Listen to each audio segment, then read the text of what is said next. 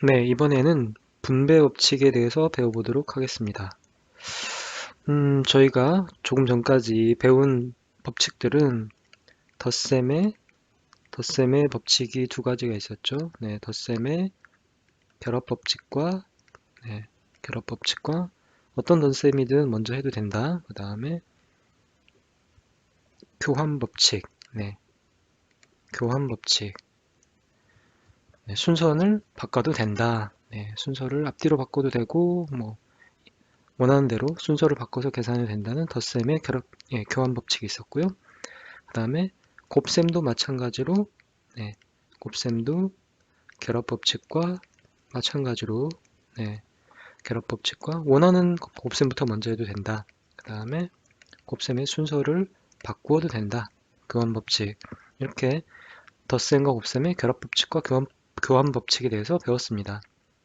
그러면 덧셈과 곱셈이 섞여 있을 때는 또 어떤 법칙이 있을까요? 그것이 바로 분배 법칙입니다.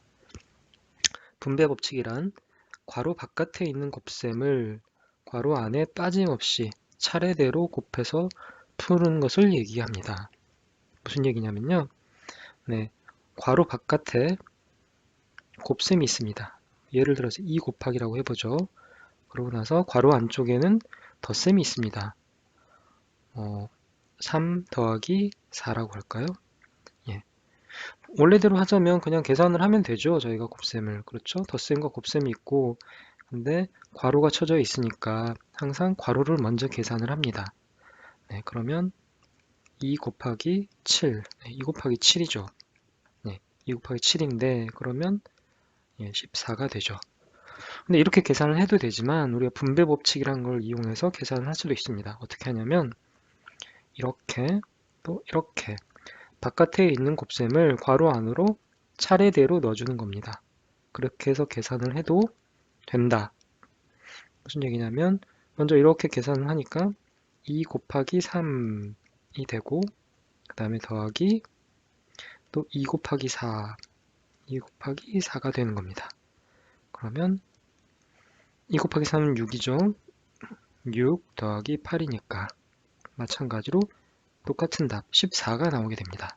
그러니까 먼저 더해준 다음에 곱한 것이나 곱셈을 먼저 이렇게 차례대로 모두 해주고 그 다음에 더해주나 곱셈을 먼저 계산을 하고 그 다음에 덧셈을 해도 서로 결과가 똑같다.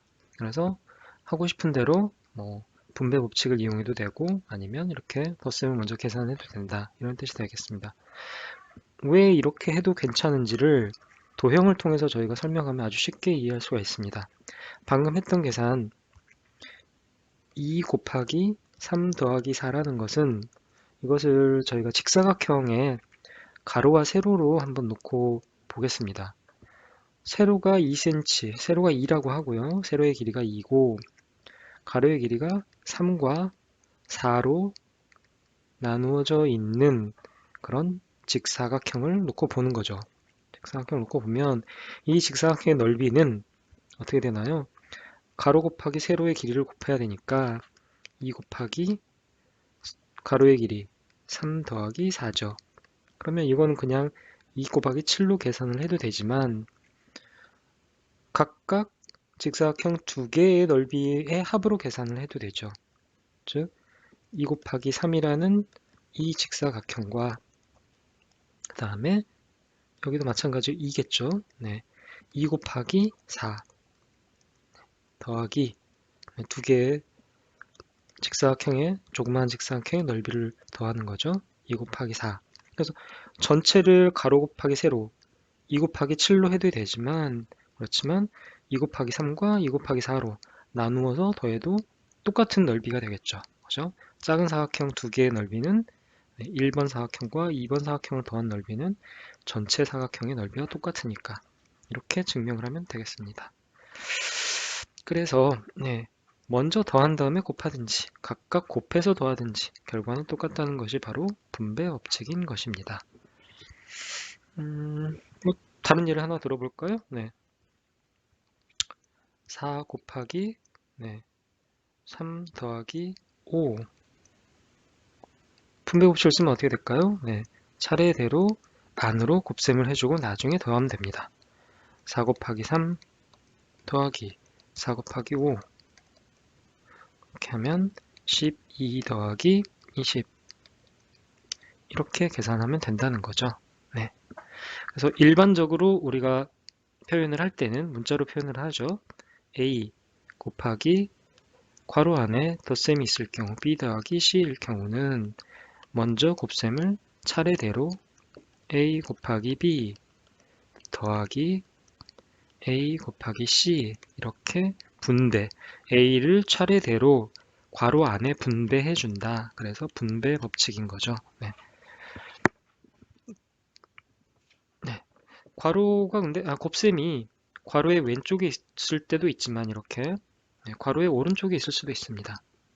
그 경우도 마찬가지로 차례대로 이렇게 차례대로 곱셈을 해주면 됩니다. 네. 3 더하기 4 곱하기 2 일 때는 각각 이렇게 해서 3 곱하기 2 곱셈을 먼저 해주고 덧셈을 나중에 해주는 거죠. 4 곱하기 2 이렇게 계산을 해도 된다는 거죠.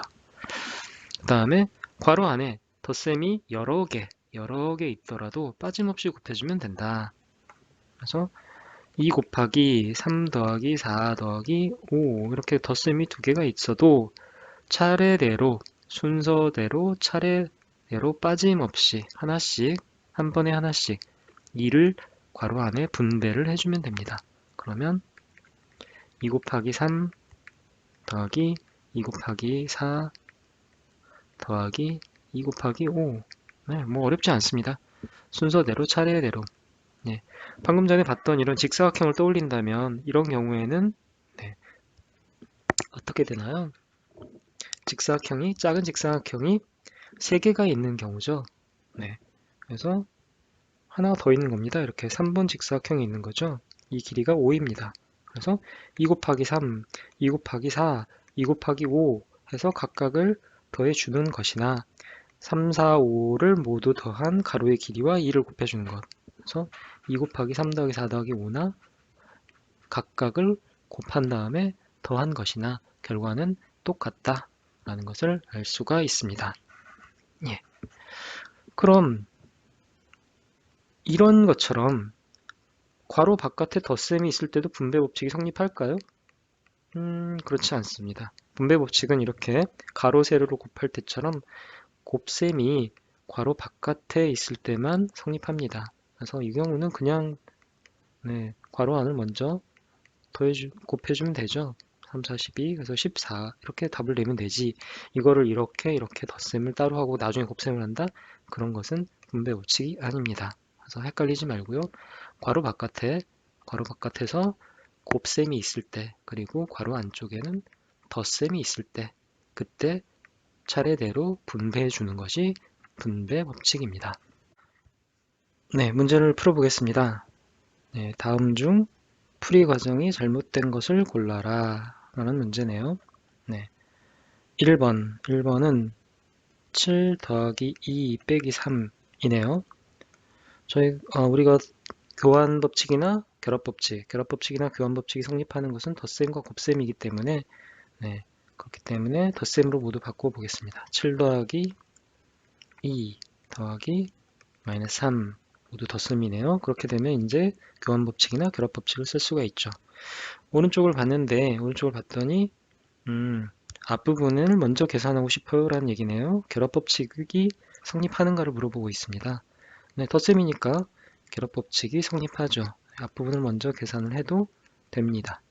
그러므로 1번은 맞습니다. 2번의 왼쪽은 7 빼기 2 빼기 3이네요. 뺄셈이네요. 네. 그리고 오른쪽은 7 빼기 2 괄호치고 2 빼기 3 마치 뺄셈의 결합법칙 같은 것을 해내네요. 근데 저희가 봤듯이 뺄셈에서는 결합법칙이 성립하지 않죠. 왜 그런지를 보겠습니다. 이 왼쪽을 다시 풀어서 보면 7 빼기 2 빼기 3에서 괄호를 풀고 얘랑 비교를 해보죠 한번. 그러면 이거는 7 빼기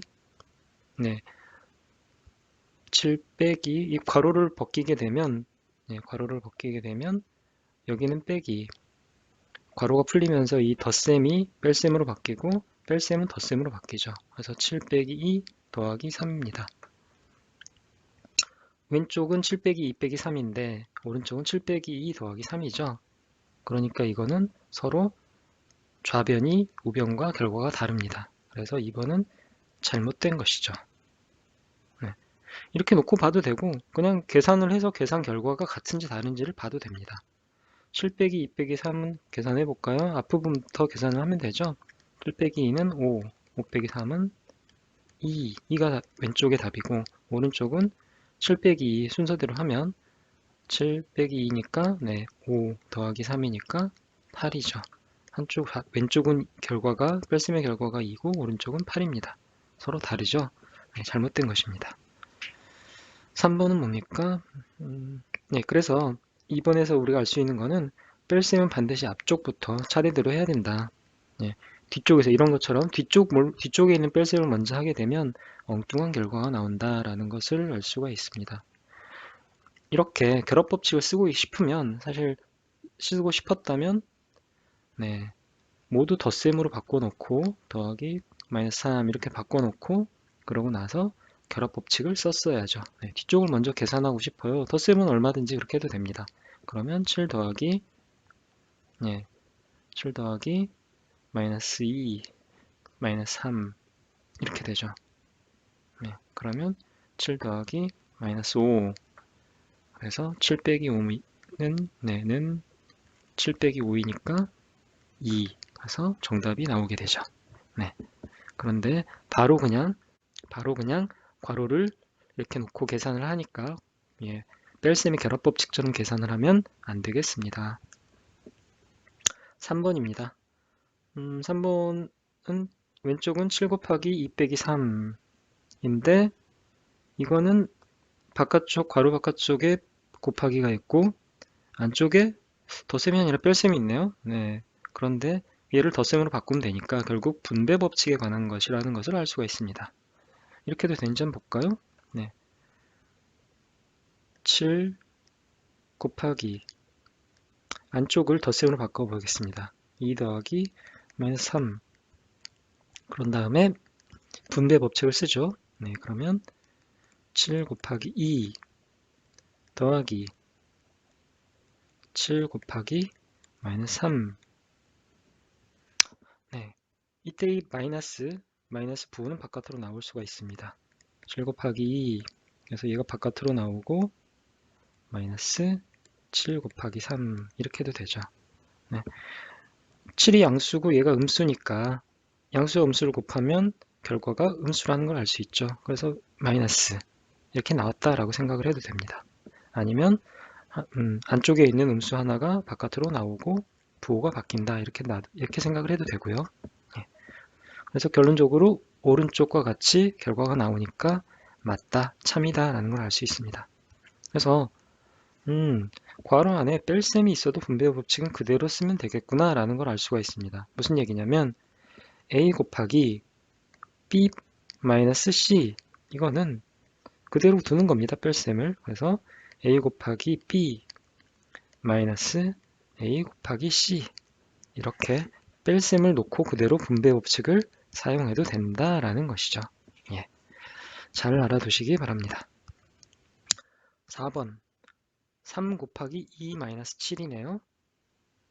그런데 오른쪽은 2 마이너스 7 곱하기 3 곱셈을 사이에 두고 왼쪽과 오른쪽이 서로 순서가 바뀌었네요. 2 빼기 7을 그냥 그대로 놓고 보면 얘도 하나의 수니까 그쵸?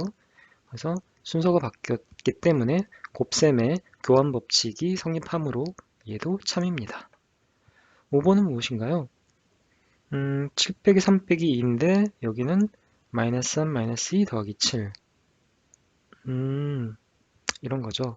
여기가 왼쪽을 7 더하기라고 놓고 보면 괄호 마이너스 3 마이너스 2가 되겠죠. 이게 마이너스 3 마이너스 2 더하기 7과 같냐라고 물어본 것이므로 덧셈을 사이에 두고 이 덧셈을 사이에 두고 왼쪽과 오른쪽이 서로 순서를 서로 바꿨기 때문에 덧셈의 덧셈의 교환 법칙이 성립하므로 얘는 참입니다. 따라서 5번도 참입니다. 교환 법칙인지 결합 법칙인지 잘 모르겠다라고 할 때는 이럴 때는 그냥 헷갈릴 때는 그냥 계산을 해도 상관이 없습니다. 그래서 왼쪽의 계산 결과와 오른쪽의 계산 결과가 같은지를 보는 겁니다. 7 빼기 3 마이너스 2는 뺄셈 차례대로 계산하면 되죠. 4 빼기 2니까 2고 오른쪽을 계산을 해보면 마이너스 3 마이너스 2 더하기 7인데 여기서부터 먼저 계산을 하면 마이너스 5 더하기 7이니까 7 빼기 5이므로 마찬가지로 2가 되는 거죠. 그래서 5번도 성립한다. 덧셈의 교환 법칙이므로 성립한다. 이렇게 보시면 되겠습니다.